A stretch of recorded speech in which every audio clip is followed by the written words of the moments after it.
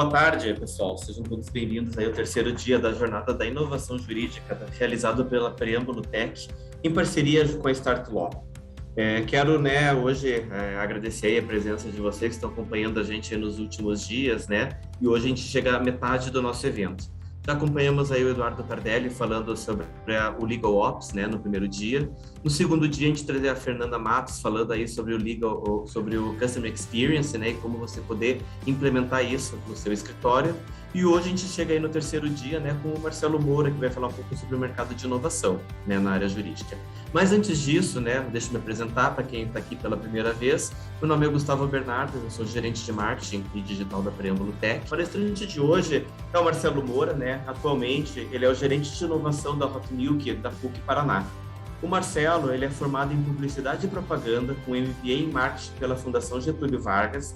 Ele possui mais de 18 anos de atuação na área de negócios e inovação, com experiências em planejamento estratégico e tático e gerenciamento de execução de projetos.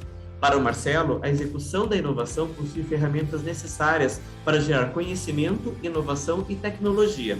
Na palestra de hoje, em que ele vai falar sobre a importância da inovação para que a gente possa alavancar negócios na área jurídica, ele pretende apresentar métodos e formas de inovar na área jurídica, com amplo conhecimento em desenvolver um papel estratégico e tático na condução dos seus projetos durante a carreira. Marcelo, eu quero te dar boas-vindas aí ao nosso evento, agradecer a sua participação. Eu sei que vai ser bem enriquecedor, todo o conteúdo. E obrigado por ter aceitado o convite da Preâmbulo. Olá, obrigado, Gustavo. É um prazer aceitar esse convite aí. Espero que eu possa trazer um pouco de inovação, Acho que só para dizer, eu não sou da área jurídica, Meu pai é da área jurídica, a minha esposa é da área jurídica, minha irmã é da área jurídica, quase todos os nossos amigos que vêm da minha esposa é da área jurídica. Então, eu vou tentar passar um pouco do que eu conheço, mas sim, atrelando a inovação, que é um assunto transversal, Independente da área do setor. E hoje a gente faz Open Innovation com vários tipos de setores, áreas, empresas. Então, o Legal Tech, aí, o jurídico, também é um setor importante aí que a gente está atuando. Tá bom, Marcelo, vou passar a palavra agora para você e só deixando um recado aqui que quem tiver perguntas, pode jogar aqui no chat, daí a gente vai fazer uma interação e a gente responde todas elas no final, tá bom? E boa apresentação para você, Marcelo. Obrigado, Gustavo. Bom, pessoal, eu vou compartilhar minha tela aqui para a gente começar o momento, Fica à vontade também, quem tiver alguma pergunta para fazer, Gustavo, você vê a minha tela? Todos veem a tela? Vejo sim, tá aparecendo. Bom, pessoal, eu quero, antes de começar a apresentação, mostrar um vídeo da Hot Milk, A Hot Milk é o nosso ecossistema de inovação da PUC Paraná. A Hot Milk nasceu... Eu sou da PUC Paraná, A gente é o NIT da PUC Paraná, que se conecta com grandes empresas. Eu vou passar só esse vídeo. Quem tiver interesse em conhecer maior, na apresentação vai aparecer esse QR Code. É apenas escanear e você já vai para o site aí no seu celular da Hot Milk e conhecer um pouco mais. Vou passar um vídeo de 1 minuto e aí a gente já começa a apresentação também. A Hot Milk nasceu há cerca de 15 anos como núcleo de inovação tecnológica da PUC-PR. Ao longo de sua trajetória, a Hot Milk evoluiu e se tornou um dos principais ecossistemas de inovação do Brasil. Nós somos um parque tecnológico, físico e virtual. Nós alavancamos projetos de pesquisa e desenvolvimento. Nós realizamos programas de inovação aberta. Nós aceleramos startups e negócios. Nós formamos os profissionais do futuro. E mesmo com toda essa expertise, queremos continuar crescendo, motivando e ensinando pessoas a serem suas melhores versões. Por isso criamos a Hot Milk Academy, a escola de inovação da PUC-PR, que tem o papel de alavancar a inovação, partindo do aluno e expandindo a toda a organização por meio de formação mão na massa, com a aplicação da inovação na prática. Todos esses são pontos de conexão de uma comunidade que possui uma única missão: inovação aberta para todos. Bom, pessoal, agora que vocês já sabem o que é a Hot Milk, eu vou me apresentar um pouco, Eu sou o gerente geral da Hot Milk, esse setor da PUC Paraná, que se conecta com startups, com pesquisa e desenvolvimento e inovação, com consultoria para grandes empresas, para inovação, Eu já atuei como gerente geral de agências no Banco Itaú, com uma frente comercial muito forte, 7 anos no Banco Itaú. Atuei também como head de expansão e desenvolvimento de lojas na Claro Brasil, né? Então, montando lojas, trazendo essa parte de negociação, de organização, de áreas, né? De setores de lojas, de gestão matricial muito forte aí, com vários lojistas aí. E também, agora, eu faço vários desenvolvimentos na Hot Milk em diversas frentes, como P&D, né? Como já falei, inovação aberta, startups, aceleração e também educação inovadora. E a gente já fez vários programas de inovação aberta para empresas grandes, como o Grupo Marista, FTD, Copel, Renault e assim vai. Eu queria perguntar aqui, vamos ver se vocês estão participativos aí, se vocês são tímidos ou se vocês vão participar. A minha pergunta é bem simples, se vocês puderem colocar no chat aqui, né? Ou então se quiser abrir o microfone, mas eu acho que no chat ali a gente já consegue ter pelo menos algumas sensações, não precisa ser uma frase, pode ser uma palavra, ou então uma frase curta de o que você faz para gerar inovação em sua atividade, né?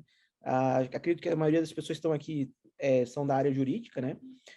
Mas o que é que vocês fazem para gerar inovação em sua atividade? Se alguém puder colocar no chat, falar um pouco, para rapidamente a gente debater um minutinho sobre isso. Sempre tem a resistência, né? Ler bastante, a Suzane colocou. Isso é super importante, né? Mais alguém? Pesquiso nos principais veículos sobre o meu setor. Perfeito, legal.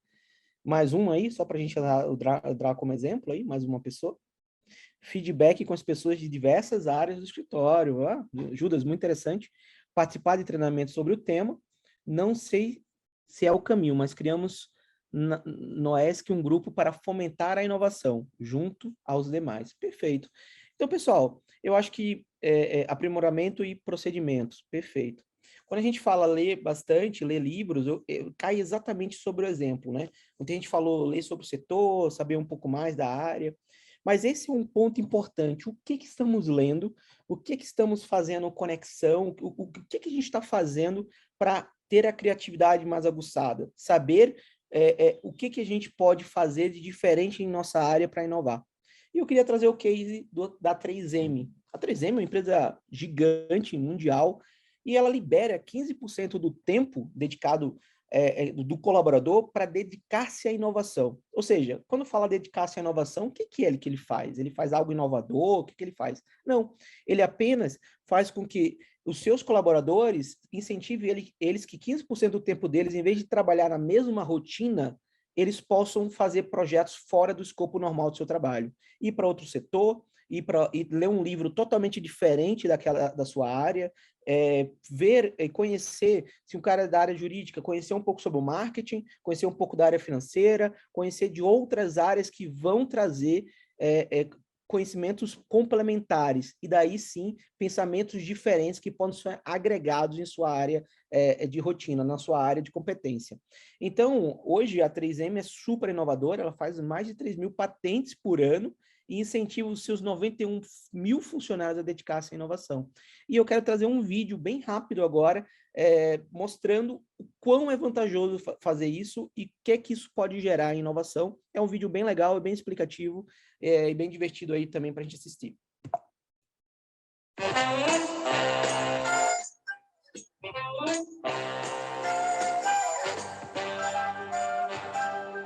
Era uma tarde chuvosa. Ah, chuvosa não. Vamos começar essa história melhor, vai. Era uma tarde ensolarada.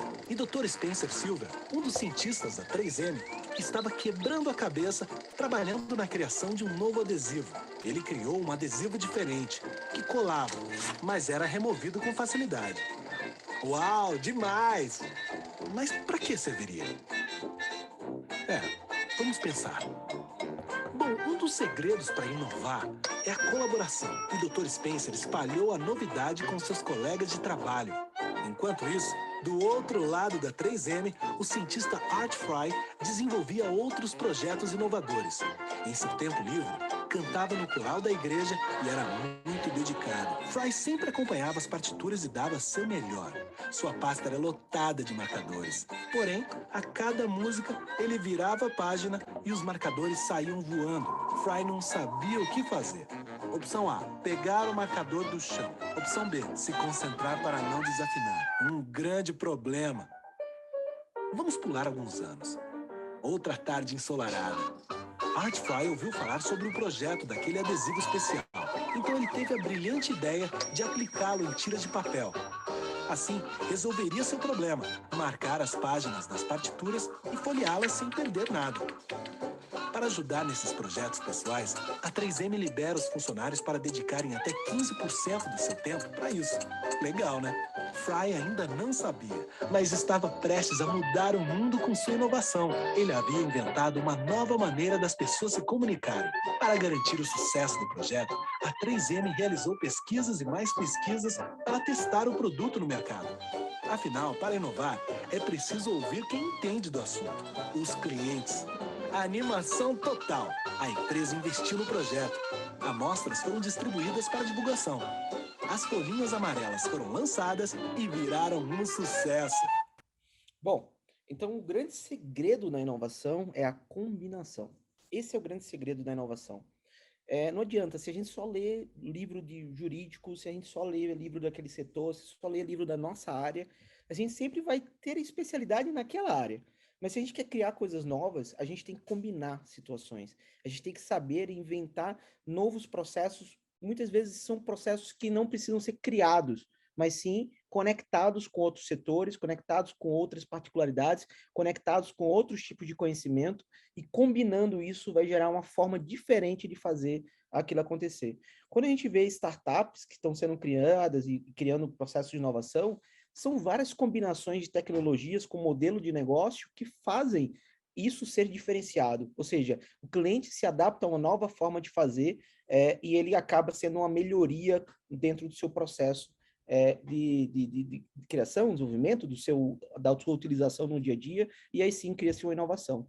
Então, quem ler livros, tente ler livros de outras áreas, entender um pouco de outros conteúdos, ter um conteúdo um pouco mais transversal. Você tem ali o seu conteúdo que você domina e tente ter um conteúdo também horizontalizado, né? A base T, exatamente onde a base do T é onde você sabe, domina, e a base horizontal é um pouco de conteúdo de cada coisa que você pode combinar com teu conhecimento da área, né? E daí gerar combinações diferenciadas em novos produtos, novas formas de realizar inovação. Bom, mas aí a pergunta, né? Mas o que é essa tal de inovação? Inovação é a palavra da moda, né? A gente já ouviu falar muito de marketing. Eu tenho que fazer marketing, depois eu tenho que fazer publicidade, eu tenho que fazer coisas. Então, cada hora parece que está se mudando essa forma de percepção, né? E a inovação ficou, eu vou ser inovador. O que é ser inovador? Inovação tem a ver com tecnologia. Então, isso é uma coisa que eu queria trazer um pouco com mais detalhe, explicar primeiramente o conceito de inovação, para a gente entrar depois nos outros temas, e aí entrar com mais profundidade. Então, para falar de inovação, eu tenho uma amiga, né, que eu sempre uso, que é uma tecnologia chamada Google. Então, eu vou pedir um apoio do Google para explicar para a gente o que é inovação. Ok, Google, o que é inovação? Bom, então o Google nunca erra, né? Ele sempre está ali do meu lado, está trazendo sempre as melhores informações para mim, então é perfeito utilizar o Google para isso. Ai, meu Deus, não, Google, não é como tomar banho de calção, é o que é inovação. Desculpa, pessoal, realmente eu não esperava por isso. Ele nunca erra comigo, não sei o que fazer. Me desculpa, repita, por favor. Tudo bem, Google. Mais uma vez, vou dar uma chance, está me envergonhando aqui na frente de todo mundo, hein? Vamos lá. Ok, Google, o que é inovação? Bom, pessoal, peço desculpas aí, às vezes a tecnologia falha, mas vamos ver se ela funciona agora. Às vezes uma segunda tentativa faz o negócio acontecer. Graças a Deus. O que é inovação? Vai lá, Google, explica pra gente o que é inovação. Inovação é a ação ou ato de inovar, ou seja, modificando antigos costumes, manias, legislações, processos, tecnologias e etc., efeito de renovação ou criação de uma novidade. O conceito de inovação é bastante utilizado no contexto empresarial, ambiental ou mesmo econômico. Bom, então a gente pode ver que a inovação ela não é só tecnologia, ela não está só em grandes empresas, ela está até em costumes, né? Quando eu falo gírias, formas de comportamentais da sociedade, opa, legislações e processos, ou seja, inovação tem tudo a ver com a área jurídica. Na hora que eu renovo leis, na hora que eu olho precedentes, na hora que é avaliado de outras maneiras, é interpretado na hora que surgem novas tecnologias, como internet, como inteligência artificial, como várias outras celulares que estão ali sempre novos precedentes, novas formas de leis, novas criações processuais de leis, isso tudo se abre, né? Então, inovação também vem em tudo, na verdade, a inovação está em todo lugar, né? Ela é totalmente transversal. E quando a gente inova em outros setores têm que ser inovados para que possam atendê-lo. E outras formas também, se a gente não inovar e ficar para trás, a gente pode perder o mercado, perder o time e não conseguir se adequar àquilo ali. Bom, obrigado, Google. De nada, gatinho. Opa, isso é assédio, hein? Se tiver um advogado aí, o Google tá brincando, pessoal. É que eu tô sempre usando aí, então tem uma intimidade aqui. Bom, primeiramente, para trazer e reforçar esse conceito de inovação para a gente ir agora no detalhe, é o seguinte, né? A inovação, ela tem uma particularidade, ela tem que ter design, ou seja, quando eu falo design, não é design só do desenho do produto, mas ela tem que ser desejável para as pessoas. As pessoas têm que querer aquela inovação. Se você cria uma inovação que ninguém quer e não ajuda ninguém, não é útil, ela não tem nenhuma utilidade. Então, inovação tem que ter desejável para as pessoas têm que querer consumi-las.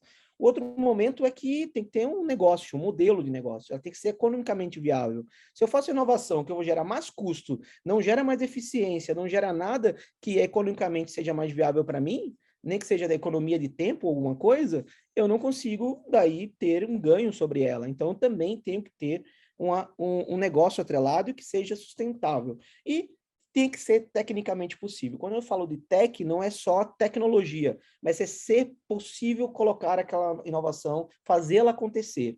Então, eu tenho que ser desejável, as pessoas têm que querer usar, tem que ter um negócio atrelado, ou seja, tem que ser economicamente viável e também tem que ser tecnicamente possível, né? Eu tenho que saber ter um processo, um fluxo, uma forma, algo que eu possa fabricá-lo, então, que seja de serviço, que eu possa realizá-la, né? E daí a gente tem a danada da inovação, que tem que ter essa sustentação, né, desses 3 itens. Bom, eu queria trazer também agora um pouco de reflexão para vocês. Quando a gente fala em escritório de advocacia, né, quando a gente fala da parte jurídica, mas qual o risco de eu não pensar em inovação dentro das empresas? Se eu me atualizo, sei exatamente as leis, me atualizo anualmente ou quando elas são atualizadas, por que eu tenho que pensar em inovação além disso? O que é que eu tenho que... Eu tenho que analisar, eu tenho que processualizar. Bom, a área do direito, ela própria se renovou. Na pandemia, ainda mais. As pessoas que conseguiam ter uma relação um pouco melhor com alguns softwares, com vídeo televídeos, né? Quando conseguiu desenvolver melhor essas tecnologias de assinatura digital, elas conseguiram ir um pouco além nessa pandemia. E isso só vai aumentar cada vez mais. Então, quando a gente pergunta qual o risco de não inovar dentro de empresas, né, que eu estou trazendo um pouco para as empresas, é que é o seguinte: as empresas que não se inovam, que não se renovam, que não continuam inovando, elas perdem mercado. E aí eu trouxe uma análise bem interessante da Fortune 500, que é exatamente 88% das empresas que estavam na Fortune em 1955 faliram ou se fundiram a outras empresas. Poxa, Marcelo, mas 1955 é muito tempo. Ok, isso comprova que se você não inova e você, em algum momento, até é inovador, mas você parou de inovar e parou de se reinventar, você pode gerar uma falência ou ser vendido para outra empresa que consumiu esse mercado. Então, isso só comprova que as empresas, mesmo as maiores, as mais fortes, e a que tem mais dinheiro, não conseguem se manter por muito tempo se não se reinventarem, se não acompanharem as mudanças e também se não inovarem. E aí, quando a gente vê na Standard Poor's, que é outra empresa, né, que faz essas análises e pesquisas, em 1965 eram 33 empresas líderes de mercado. E quanto mais o tempo passa, ou seja, em 1990 foi para 20, em 2026 está indo para 14, a previsão é para 14, é que quanto mais se elas não inovam, elas também perdem os anos como mandatário, ou seja, como líderes de mercado. Então, se você não inovar, você talvez não possa desaparecer do mercado, mas líder de mercado você não vai ser. Então, você vai perdendo a liderança com o tempo. De 1965 até 2026, de 33 líderes de mercado, hoje só apenas 14 se permanecem como líderes de mercado nos seus setores. Então, elas acabam perdendo o mercado se elas não inovam e se reinventam. E aí, quando a gente pensa assim, poxa, Marcelo, mas por que que isso está acontecendo?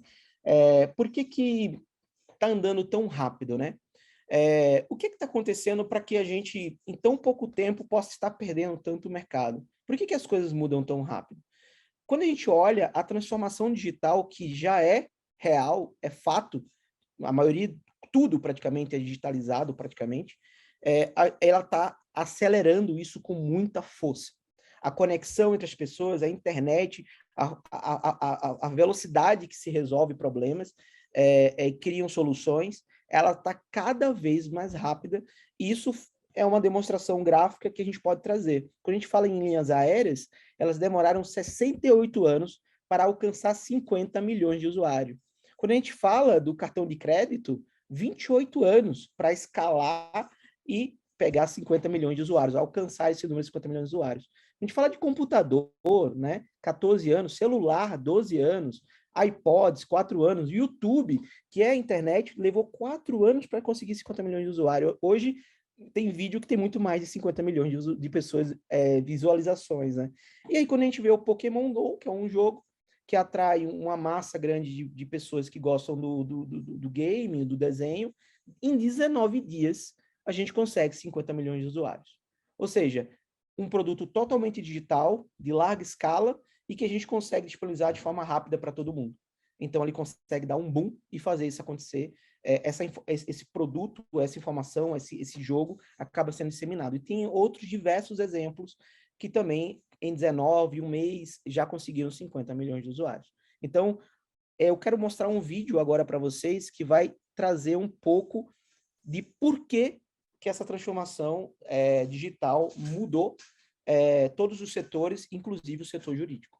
Esse vídeo vai ser muito legal, porque ele vai trazer um traço bem bacana acho que de 30 anos atrás para cá, como há 30 anos atrás a gente trabalhava e como a gente trabalha agora. Então, vou mostrar para vocês.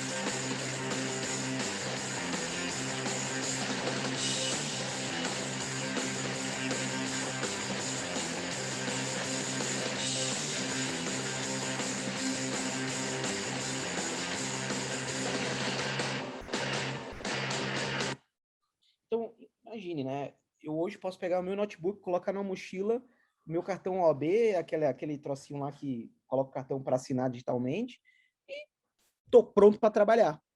Antes, eu trabalhei no escritório do meu pai, quando eu tinha 14, 15, 16, 17 anos, ajudava lá, né? Era um garoto, né? E ajudava para ganhar a minha mesada ali, sempre fui muito próximo do meu pai.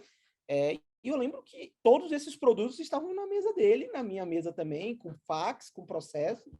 Demorava anos, às vezes, anos não, mas horas para eu ter um contrato impresso na mão para poder ler e entender, né? E a gente começa a perceber que hoje tudo isso está de uma forma tão fácil e tão simples que com um computador, uma carteira da OAB e um plugzinho lá para assinatura, né? A gente já consegue responder todos os processos, mandar isso rapidamente, e isso é só o início da transformação digital. Vai ter muito mais coisas que são cada vez mais são digitais, mais rápidas, decisões que saem de uma forma muito mais rápidas e que o próprio juiz, ou a própria parte, o próprio advogado conseguem ter uma agilidade muito grande.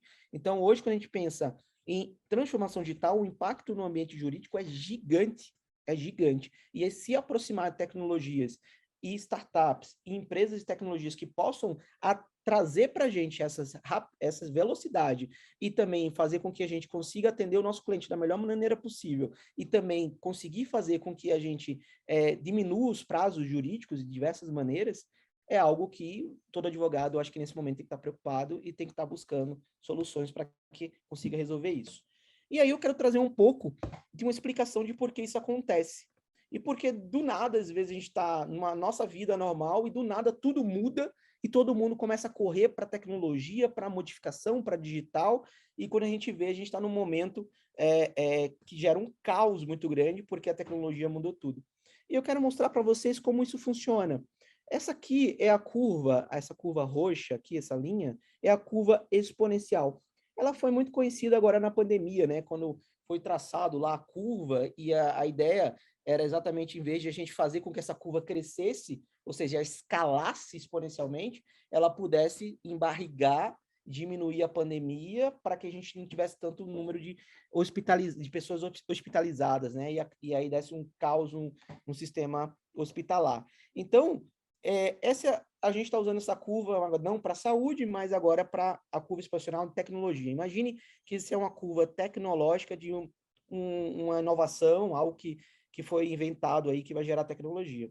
Essa curva aqui, para fazer essa escala, quase todas as tecnologias, elas levam anos para serem desenvolvidas, mas muitos anos para serem desenvolvidas.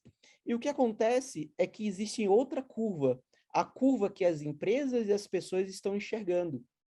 Porque quando sai lá no Jornal Nacional que quando a tecnologia está nesse momento aqui, ou seja, ela iniciou a sua curva, ou seja, ela foi inventada há pouco tempo, tem um boom de notícias sobre aquilo. Um robô que pisca o olho, é humanoide, é um robô que vai arrumar a sua casa, é uma realidade virtual aumentada que vai mudar a nossa vida. Todo mundo olha para isso, sai no Fantástico, todo mundo fala disso, e que incrível, isso aqui vai mudar o mundo, todo mundo tem que olhar para isso. E cria exatamente essa curva das pessoas que estão enxergando, ela vem aqui, ó, a tecnologia ainda está sendo desenvolvida, ela está ainda crua, mas as pessoas já estão pensando lá no futuro como aquilo vai mudar.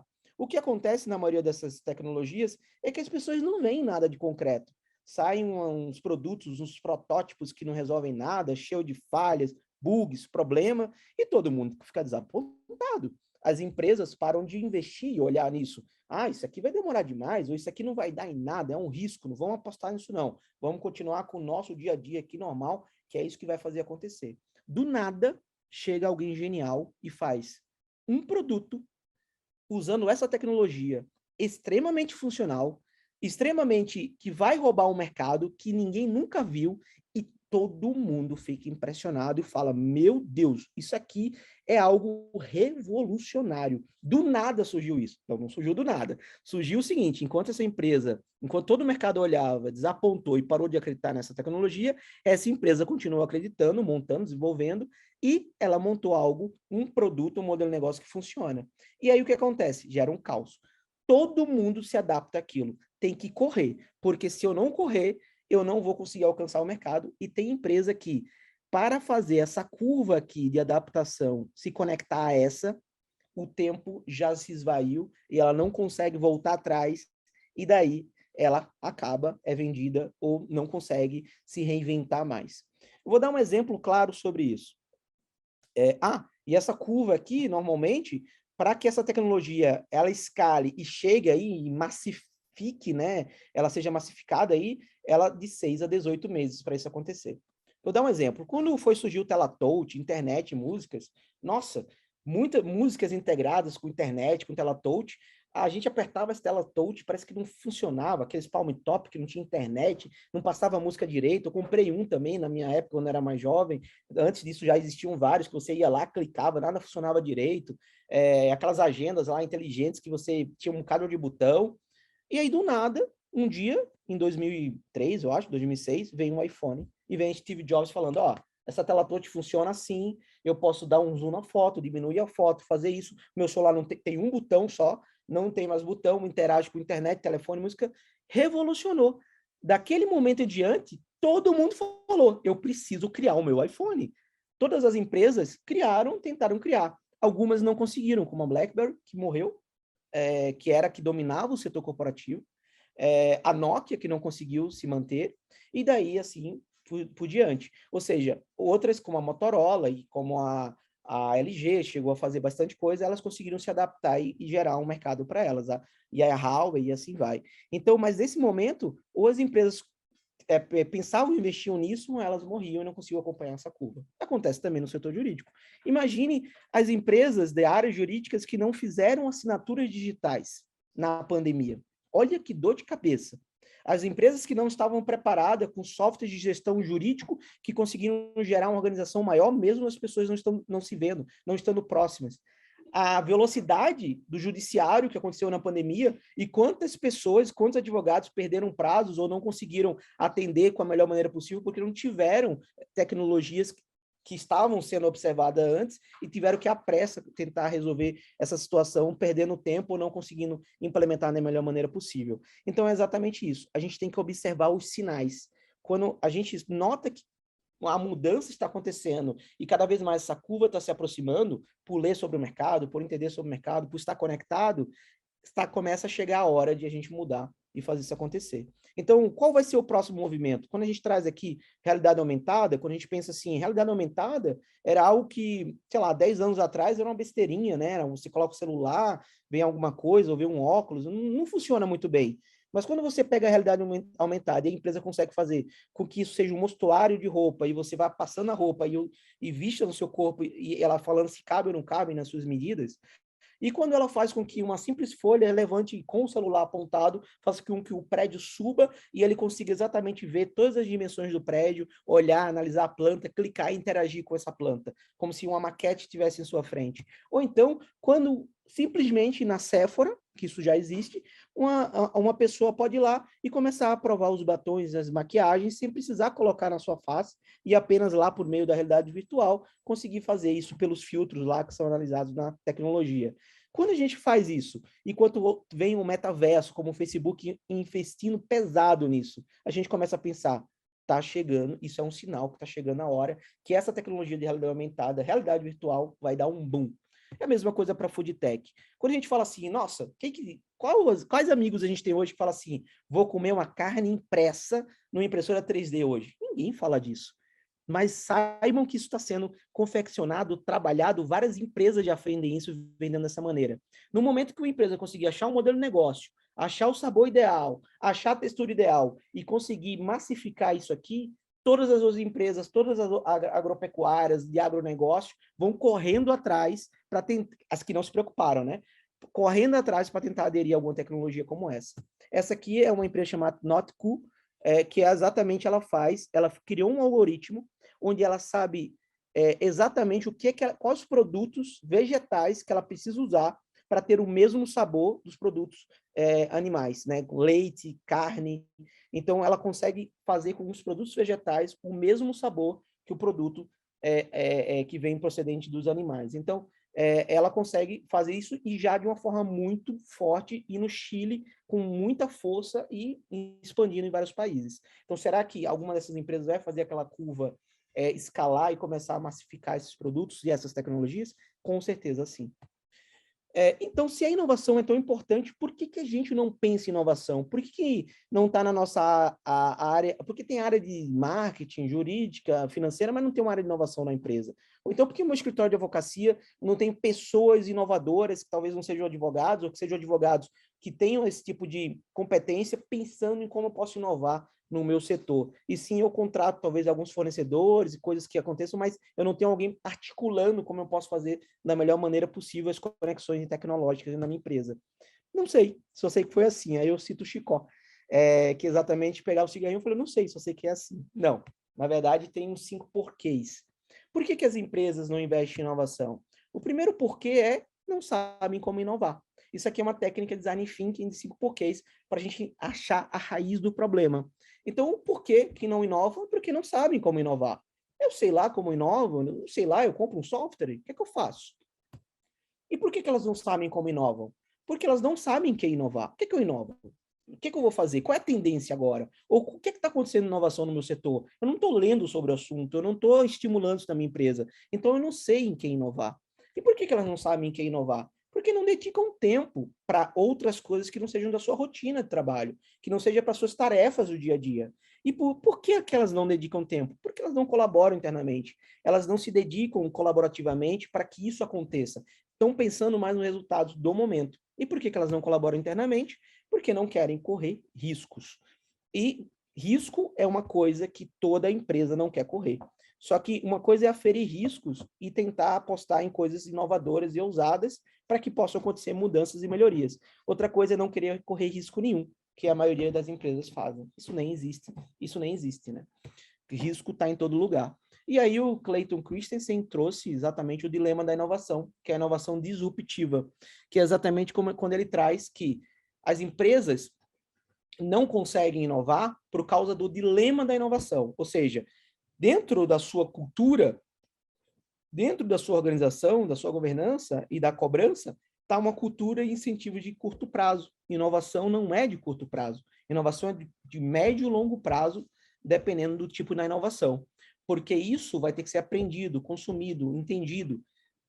Outra coisa do dilema inovação, inovações de impacto muitas vezes não focam nos clientes atuais da empresa. Ou seja, se eu tenho uma empresa que o foco dela é um cliente AB e eu quero focar agora no CD, só que o CD ele tem não é o meu cliente atual, ela simplesmente tira esse mercado fora.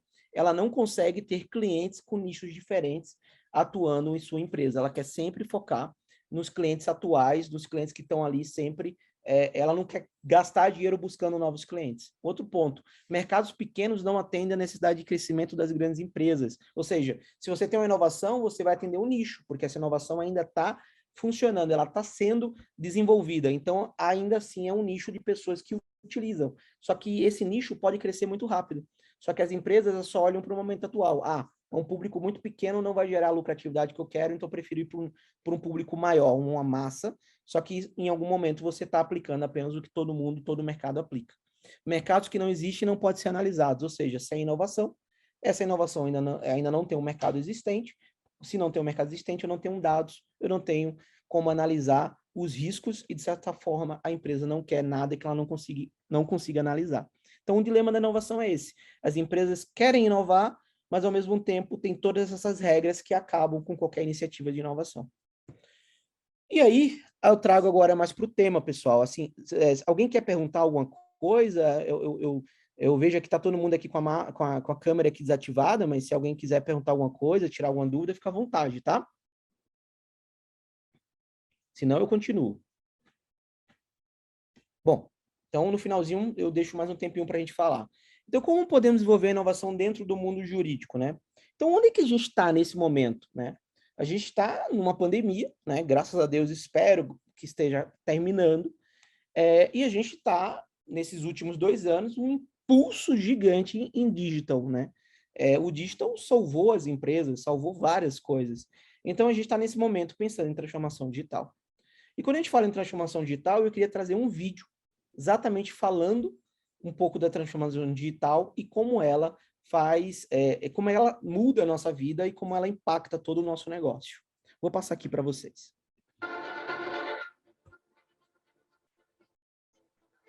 Once upon a time, business as usual was often good enough. No more. Where we are going, good enough is dead. In a world where everything is connected, where everything is equally excellent, where performance is reaching perfection, there's only one space left to innovate in: you. Right now, you are a central point in the raging tornado of change fueled by digitization, mobilization, augmentation, disintermediation, automation. Well, the list goes on. Science fiction is becoming science fact. Think about self-driving cars or computers that can learn and think. The way we work will never be the same. The skills we need will be dramatically different. Winning or losing are now happening faster than ever before. So what's your response? How will you discover new opportunities in one of the most transformational times in human history? Are you driving change, or are you being driven by it? Disruption has become the new normal. With change, it's always gradually, then suddenly, well, things really have stopped happening gradually. This change is exponential. Everything that used to be dumb and disconnected is now wired and intelligent. Cars, cities, ports, farms, even our bodies will be wired with sensors and will talk to each other. These game changers are also combinatorial. They amplify each other, creating a perfect storm of change. Quantum computing fuels big data. The Internet of Things fuels artificial intelligence and deep learning, which fuels robotics. However, anything that cannot be digitized or automated will become extremely valuable. Human-only traits such as creativity, imagination, intuition, emotion, and ethics will be even more important in the future, because machines are very good at simulating, but not at being. Yes, robots and software will do some of our work, but this will allow us to focus on things that cannot be automated. Imagine change squared. You've got to start engaging more with what might be, not just with what is. Immerse yourself in the immediate future, 5 to 7 years out from today.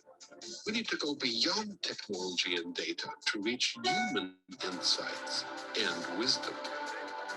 Technology represents the how of change, but humans represent the why. The future is about holistic business model. The opportunity is to be liquid, to learn just in time, not just in case, not single improvements, but complete transformations, not individual systems, but new ecosystems. Humanity is where true and lasting value is created. We will engage, relate, and buy things because of the experiences they provide, because of their transformative power. The future doesn't just happen, the future gets happened. The new way to work is to embrace technology, but not to become it. The future is in technology, yet the bigger future lies in transcending it.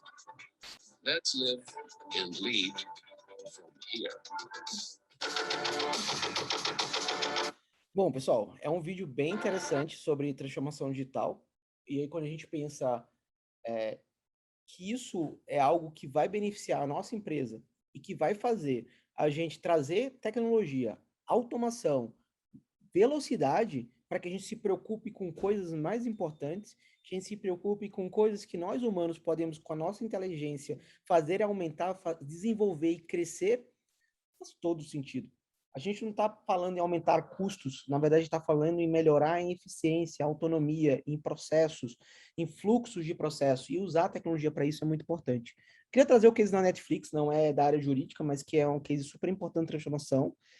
Quando a gente olha em 1997 a Netflix, e a gente fala, nossa, a Netflix é uma empresa de tecnologia gigante. No início não era. O que é a Netflix? Ela era uma locadora de vídeo, e ela alugava vídeos online. Ela usava a internet para colocar o catálogo de vídeos. A pessoa escolhia o filme que quer assistir, ela tinha um modelo de negócio diferente. Ela mandava para o correio para a pessoa assistia o DVD e depois mandava de volta pelo correio. Então ela tinha um modelo de negócio legal, interessante, mas que estava morrendo porque ele não se pagava. E daí ela tentou um processo de venda lá com a Blockbuster, e a Blockbuster falou, não vou comprar vocês. Eu posso tentar criar esse mesmo modelo dentro da minha operação, porque eles queriam vender por um valor, não lembro quanto era, mas era um valor que a Blockbuster não estava querendo pagar, e falou que queria implantar aquilo ali dentro. Esse foi o salto e foi um boom. Tentando fazer a Netflix sobreviver e fazer uma inovação acontecer, eles começaram a combinar com tecnologias e criaram um streaming. Foi daí que surgiu a Netflix, como a gente conhece um pouco mais, e ela se renovou pela primeira vez. A empresa que estava morrendo, eles, em vez de deixá-la morrer, ou vender muito mais barato para um líder de mercado, ela se reinventou e criou o streaming, e criou um novo modelo de negócio que reinventou todo o mercado e acabou com o mercado anterior. e ela fez com que ela tivesse assinantes e assistissem todo o conteúdo à vontade, ou seja, se renova. E aí, quando ela estava sendo copiada por todo mundo, copiada de uma forma legal, né, mas estavam surgindo, todo mundo tem seu streaming agora, a Disney, a Fox, a Fox é da Disney agora, mas a Disney, a Warner, todos têm o seu modelo, a Amazon, e assim, perdendo no mercado, ela se renova mais uma vez. Então, o que ela faz? Ela faz com que o cinema fique ainda mais digital. Ela começa a criar as próprias séries e os próprios conteúdos, fazendo com que o cinema vá dentro da Netflix, ou seja, lançamento na minha plataforma tem, os que eu crio. Fazendo com que a Disney também tentou, na pandemia, trouxe bastante lançamento para dentro da plataforma, teve alguns processos aí com a Scarlett Johansson que adiaram umas coisas para dentro da plataforma, mas muito rapidamente um filme sai do cinema e vai para a plataforma, e na Netflix todos vão para a plataforma. E daí você renova e digitaliza o cinema, os filmes de lançamento que são de alto poder de investimento. E aí ela está se renovando de novo na questão dos games, quando ela começa a pegar jogos e videogames e tentar criar em sua plataforma, que é um projeto que ainda não está ainda usual, né, para os clientes, e fazer com que jogos pesados possam ser jogados dentro de sua plataforma, sem precisar de um supercomputador. Isso tudo fazendo o jogo, jogando na nuvem, né? Fazendo esse jogo, você joga na sua casa com um aparelho simples, mas esse jogo que tem alto poder de processamento, ele está sendo processado numa nuvem, mas você está jogando à distância ele, né? Num servidor lá fora, e você joga ele aparecendo na sua TV, fazendo um streaming na sua TV, jogando o jogo, e o processador violento está processando o jogo lá, sei lá onde, em algum lugar do mundo. Então, isso já funciona, e a Netflix está fazendo esses jogos também acontecerem, fazendo com que talvez uma máquina super, ultra, mega blaster cara e com processador X, sei lá o que, para jogar o jogo na melhor performance, possa ser jogado com qualquer computador em sua casa, tendo apenas uma conexão de internet rápida. Então, quando a gente fala em transformação digital, a gente está falando em digitalização, que é exatamente digitalizar processos e informações físicas e digitais, que isso aconteceu no meio jurídico. A digitação, que exatamente é o processo nativo digital, simplificando a forma de como você trabalha. E, por último, a transformação digital, que agrega um valor ao negócio e interage com o seu cliente, fazendo com que o seu cliente seja melhor atendido, com mais velocidade, de uma forma digital. E tudo isso é feito pelos dados. Ou seja, menos de 3% dos dados criados atualmente estão sendo analisados por inteligência empresarial.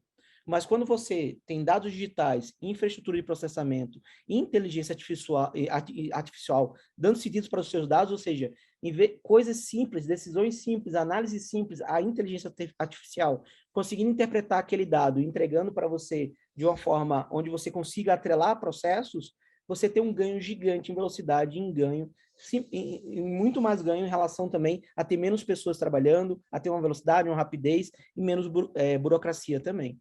Então, um elemento-chave da transformação digital é entender como você pode trazer essa potencial tecnologia para dentro do seu público-alvo, para dentro do seu contexto, para dentro da sua área, ou seja, para os escritórios de advocacia, que é o tema de hoje aqui. E aí a gente chega nas legal techs.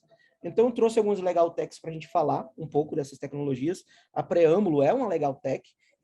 A legal tech está crescendo exponencialmente no mundo inteiro. No Brasil, já tem vários hubs de legal tech.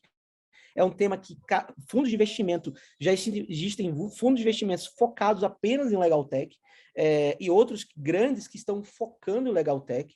Várias empresas estão fazendo venture capital, que é exatamente quando elas... corporate venture, né, que é quando elas criam um fundo e elas começam a investir em startups. Muitas estão focando em investir em legal tech, exatamente pelo seu viés de rapidez, transformação digital, tecnologia e inteligência artificial. Uma delas é a Lint, né? Eu não vou entrar 100% num detalhe, mas eu quero mostrar um pouco da tecnologia que pode ser feita para automatizar processos. A Lint, ela consegue fazer com que contratos digitais e demandas jurídicas saiam de forma muito mais rápidas e colaborativas entre áreas. Então, se eu sou uma área que está demandando um contrato, se sou uma área comercial e estou precisando de um contrato, eu apenas vou lá, a área jurídica manda para mim um questionário, eu informo os dados daquele contrato, essa inteligência já vincula os contratos que eu tenho disponíveis e faz esses preenchimentos, né, do contrato, há uma validação disso pela área demandante também, aprovando, ela já envia para assinatura, já coloca as pessoas que vão trabalhar colaborativamente com aquele processo jurídico, o contrato é assinado e ele é colocado ali dentro do processo da empresa, fazendo com que esse processo seja automatizado, em vez de eu parar o tempo de um colaborador, explicar para ele a minha necessidade, mandar para ele depois uma planilhinha com os dados do cliente, depois marcar outra reunião, ele acaba com tudo isso e cria um fluxo organizado. É claro que vão ter situações que vão ser diferenciadas, mas pelo menos em 100 contratos, se você consegue fazer isso com 60%, 70%, que são mais padrões, você elimina muita burocracia e muita questão contratual também. Tem a Sem Processo também. A Sem Processo é uma startup aqui que realiza negociações online, ou seja, ela consegue automatizar essas negociações, pegando bases de clientes devedores ou que estão fazendo negociações judiciais e automatizar isso, gerando aí daí acordos, né, fazendo com que aquele acordo seja mais rápido e as pessoas possam entrar em um acordo rapidamente. Ela também faz organizações de departamento jurídico, modelos preditivos, pegando dados, né, integrando com métricas, e também envio notificações extrajudiciais online, né, fazendo uma velocidade muito maior para você fazer uma notificação judicial, fazendo um processo mais rápido e que possa também estar acobertado juridicamente e sendo muito mais eficaz, né? A Jus Brasil conecta pessoas com todo o do Brasil, criando uma comunidade que distribui informações. Eu abrindo o site da Jus Brasil para dar algum exemplo, hoje eu posso fazer uma consulta processual, eu posso colocar meu nome aqui, e quando eu coloco o nome, eu acho que muita gente já usa esse produto, né? Esse serviço aqui. Eu posso criar meu nome aqui, daí eu consegui achar toda uma base aqui do que tem em todos os tribunais. Eu posso constar jurisprudência em vários tribunais aqui também. Posso apenas pesquisar, colocar algum nome, aí vocês entendem mais que eu. Posso olhar doutrinas, artigos, notícias, diário oficial, peças, modelos. E ele tem cada vez mais, você que se aproxima e quer mais utilizar, você consegue simplesmente fazer daí tem pacote de valores que ajudam com processos. Então, isso aqui consegue organizar de forma muito rápida. Eu lembro da minha esposa estudando, né, processos jurídicos, entendendo, e ela demora do caramba para ler processos, ler artigos, achar modelos. Então, aqui está tudo de uma forma muito organizada, e aqui organiza a informação para o advogado conseguir rapidamente entender e não perder tanto tempo procurando em diversos outros lugares, né? A Jurídico Certo é bem interessante, porque ela facilita a conexão de advogados, correspondentes jurídicos, escritórios de advocacia e empresas, fazendo com que o seu escritório seja visto. É uma plataforma hoje utilizada para qualquer cliente que possa lá fazer daí querer fazer uma busca ali, daquele tema ali, fazendo para profissionais e podendo encontrar, tendo também algumas indicações. Então, hoje, as partes de divulgação publicitária dos escritórios são um pouco restritas, não são iguais a qualquer empresa, mas você aqui pode aparecer de uma maneira muito interessante, e teus clientes podem ajudar você a ganhar estrelas, né, níveis, notas, e ter mais confiança das pessoas que estão procurando escritório de advocacia em sua área, em seu território, né? Há também aqui outra, eu não, acho que eu acabei passando aqui, essa Jurídico Certo, eu acho que é mais na frente que eu vou falar. Bom, e aí eu queria trazer o contexto das startups, né? Por que eu preciso me conectar com startups? Hoje, no meio jurídico, as startups estão trazendo essa eficiência, essa rapidez, essas integrações de forma muito interessante. E hoje, vários escritórios podem se conectar com elas de forma muito fácil, né? Antes de explicar essas startups, o que é uma startup, né?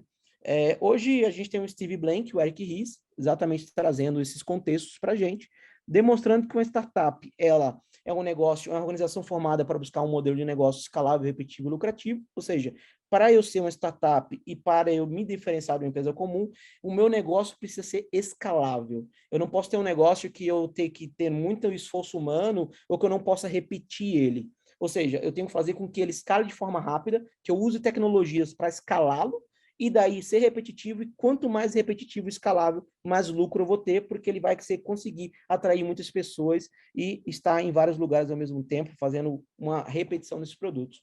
Já o Eric Ries, ele traz que a startup é uma instituição humana projetada para criar novos produtos e serviços, né?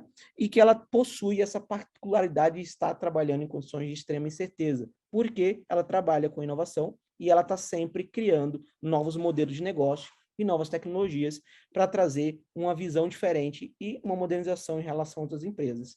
E quando eu falo, por que elas são tão ágeis e por que as empresas maiores não conseguem ter essa agilidade? Porque ela trabalha de uma forma muito rápida, ela não tem tanta burocracia, ela tem uma ideia, ela pega essa ideia e constrói rapidamente um protótipo, ou seja, um modelo de negócio, um protótipo, ela cria daí o MVP, que é o mínimo produto viável, que é exatamente esse MVP que ela vai jogar para o mercado e testar.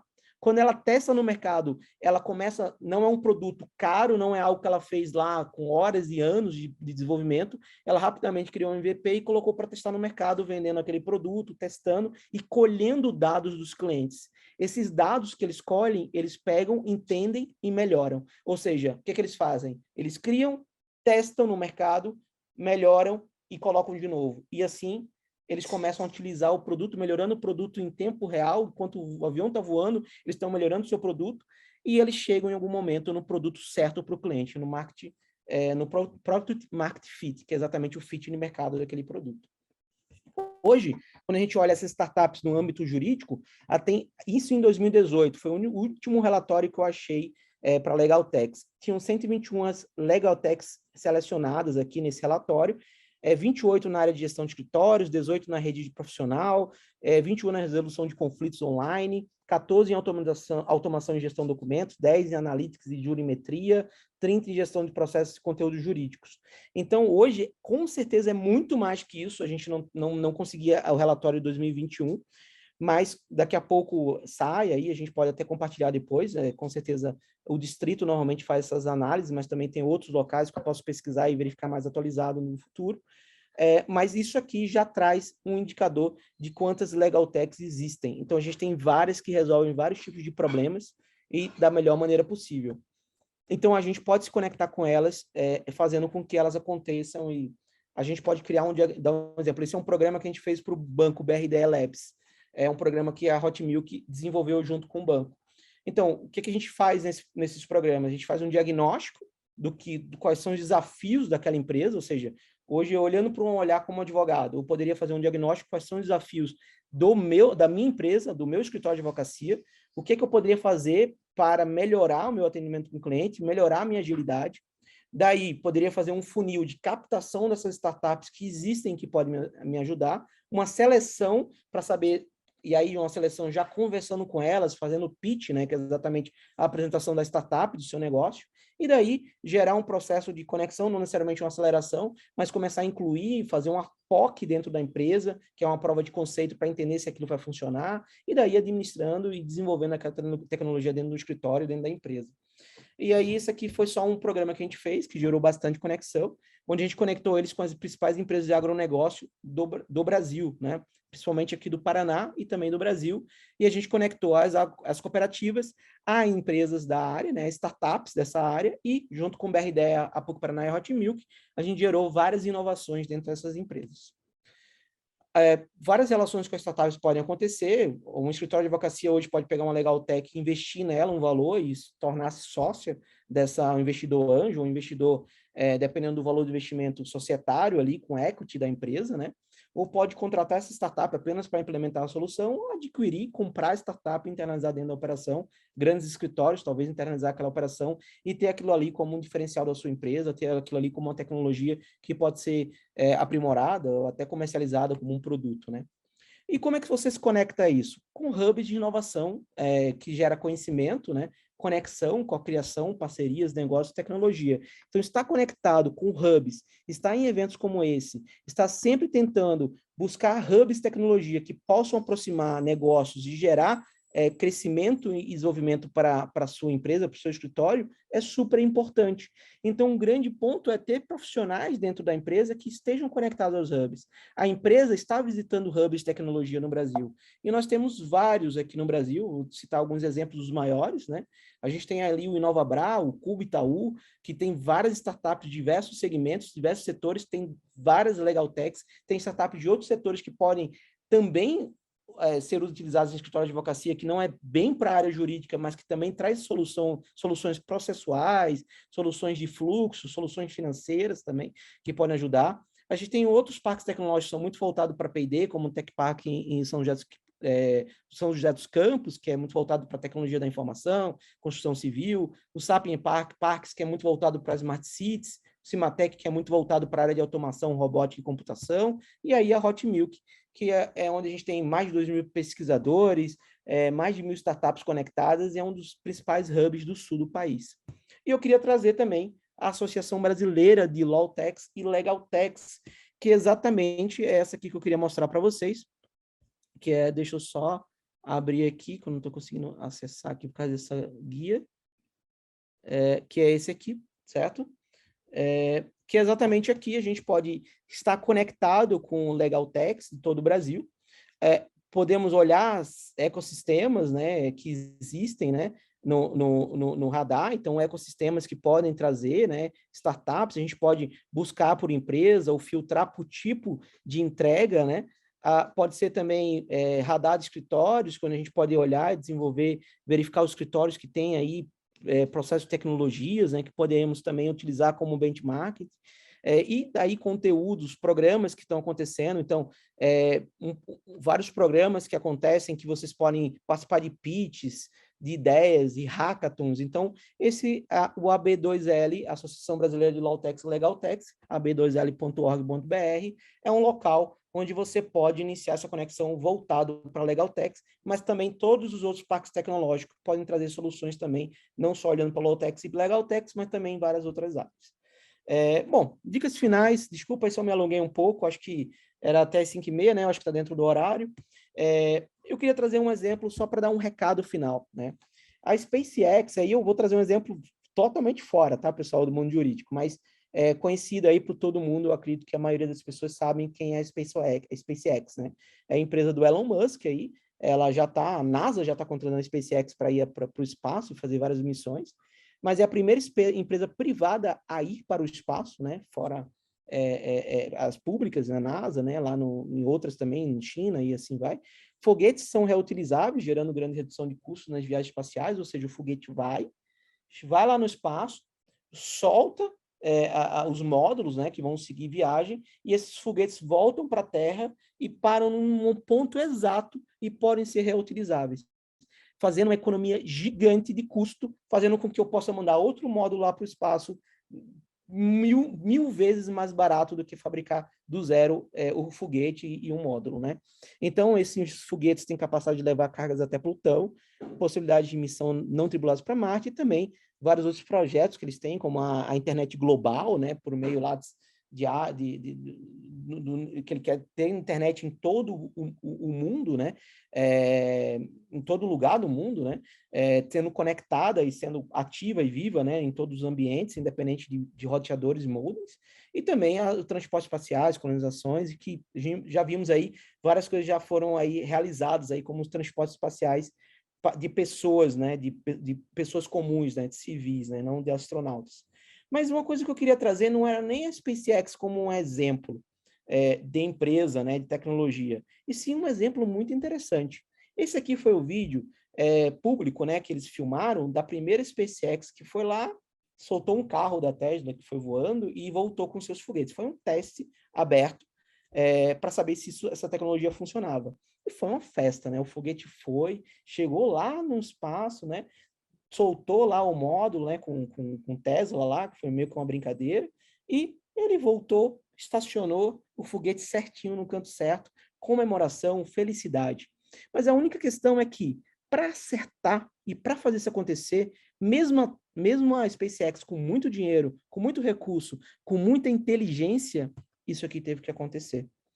Dezenas de foguetes explodiram por muitos anos até eles conseguirem acertar o foguete estacionar na plataforma dele, fazendo com que erro após erro, investimento após investimento, o risco disso não dar certo, o risco disso falhar e ser investimento jogado fora, o medo, né, o frio na barriga, né, desse investimento, mas isso foi aferido, isso foi olhado, isso foi verificado que isso iria acontecer e que eles precisariam de muitos testes para dar certo.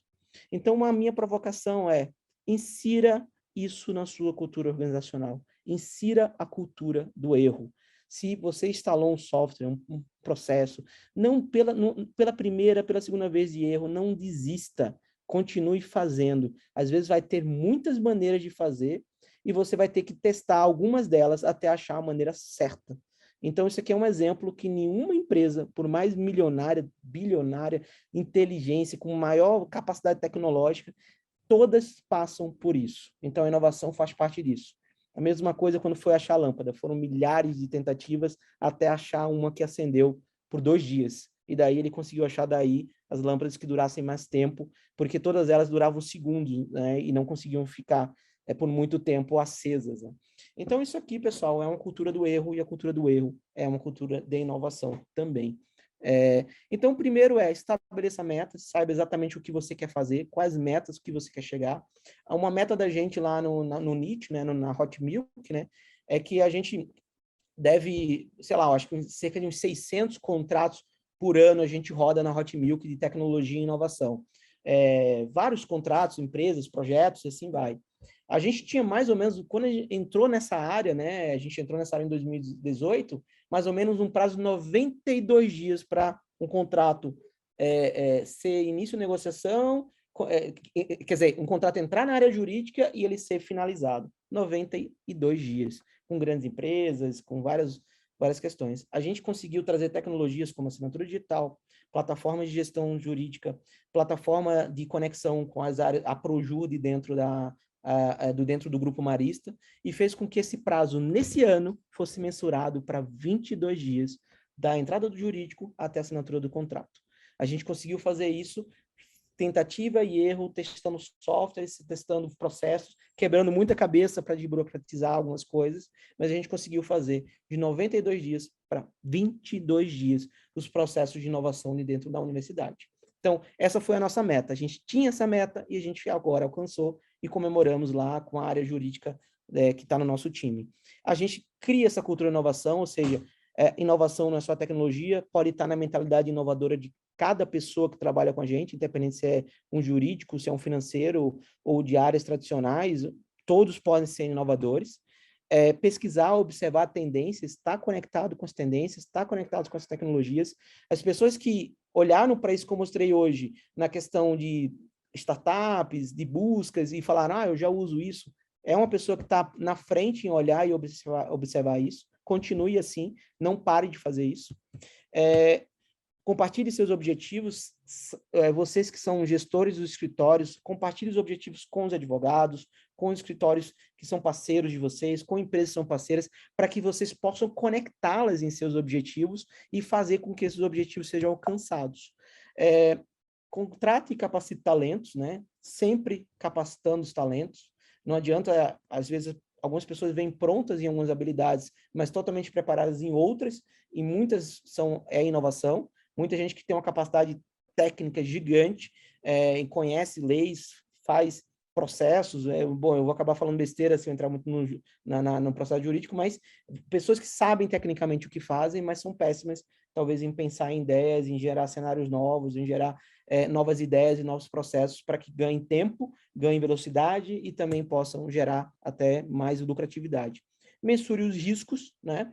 Sempre é importante, não é que eu tenho que esquecer os riscos. Mensure os riscos, mas não deixe que os riscos atrapalhem as iniciativas inovadoras. Mensure, se prepare para ele e faça plano B, plano C, plano D, mas não tenha medo dos riscos. E, por último, mensure os resultados, ou seja, eu saber que de 92 dias para 22 dias, se eu não mensurasse esse resultado, se eu não tivesse como mensurar, eu simplesmente não estaria comemorando isso, ou não teria um case de sucesso para comprovar para o Grupo Marista e dar continuidade nessas ações de inovação. Ela simplesmente seria um dado que não existe, e não seria uma mensuração que não existe, algo que não é fato nem dado, não gera nada. Então, a gente tem que ter nos nossos indicadores, os OKRs, que a gente quer alcançar. Bom, e por último, a frase final não é o mais forte que sobrevive, nem o mais inteligente, mas o que melhor se adapta às mudanças. Então, eu não preciso ter a melhor equipe, as melhores pessoas, nem às vezes os maiores investimentos, Às vezes, só de estar na frente, olhando, me adaptando às mudanças, tentando achar soluções dentro de problemas, entender o problema e achar as soluções e me adaptar a isso, é o que vai me levar para frente. Então, sempre tentem pensar na melhor maneira possível de que não adianta abraçar o problema, chorar com ele ou dizer que não pode. Tente se adaptar a ele, tente pensar de forma diferente, tente combinar soluções. Bom, pessoal, esse aqui é o meu contato aqui, Marcelo Moura, né? Aqui está o contato da Hot Milk Academy, que é a empresa que eu trabalho, né? Que é a PUC Paraná, que é da PUC Paraná. Também as redes sociais, o site, mas meu telefone fica aí para quem quiser interagir, tirar dúvidas, conversar. Estou à disposição de vocês. Desculpa se me alonguei, desculpa se eu falei rápido demais em alguns temas, mas quis trazer o melhor conteúdo para vocês. Se alguém tiver alguma dúvida, quiser falar alguma coisa, fica à vontade também, estou à disposição. Marcelo, que bacana a tua palestra hoje, assim, acho que você falou muito sobre como que você pode, né, começar a trabalhar a inovação. A inovação não depende muito de investimentos financeiros, né, os primeiros passos, né, você pode trabalhar isso com pequenas ações, né. Então, assim, antes até de ir para as perguntas aqui no chat, minha pergunta é, se você fosse dar uma dica para um escritório de advocacia, né, a gente sabe que os escritórios não têm, né, 400, 500 funcionários, que você possa, né, trabalhar, fazer um design thinking, um sprint para poder desenvolver ideias. Qual que seria uma ideia que você daria, o primeiro passo para um escritório de advocacia que ele pode começar a pensar na inovação? Então, quando a gente... Eu falo isso para as grandes empresas também, e é a mesma coisa para o escritório de advocacia.